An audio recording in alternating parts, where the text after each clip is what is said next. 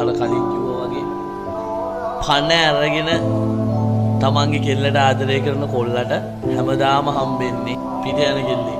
පණ අරගෙන තමන්ගේ කොල්ලට ආදරය කරන කෙල්ලට හැමදාම හම්බෙන්නේ පිට යන කොල්ලේ. ඒක දෙපැත්තටම සාපේක්ෂයි. මොකද දෙකොල්ලම මිනිස්සු. කෙල්ලෝ කියලා හැම කෙල්ලම පිට යනුන්නේ වෙනුන් එක බුදිනුන්නේ වෙනුන් නිසා බොවතයිනුන්නේ සල්ලි පස්සේ යනුන්නේ හොඳ කෙල්ලොත් ඉන්නවා. කොල්ලෝ කියලා හැම කොල්ලම වෙන ගෑනු පස්සේ යන්නේ නෑ. හැම කොල්ලම සල්ලි පස්සේ යන්නේ නෑ. හැම කොල්ලම හතර වටේ ගෑනු වටේ යන්නේ නෑ. හොඳ කොල්ලොත් ඉන්නවා. දෙපැත්තම එහෙමයි. හැබැයි අපේ ජීවිතේදී හම්බෙන මිනිස්සු කියනකටත් වඩා අපි තෝරගන්න මිනිස්සු වැරදි කියන එක තමයි මම ඉන්න මතේ. ඇයි අපි වැරදි මිනිස්සුන්ව තෝරගන්නේ?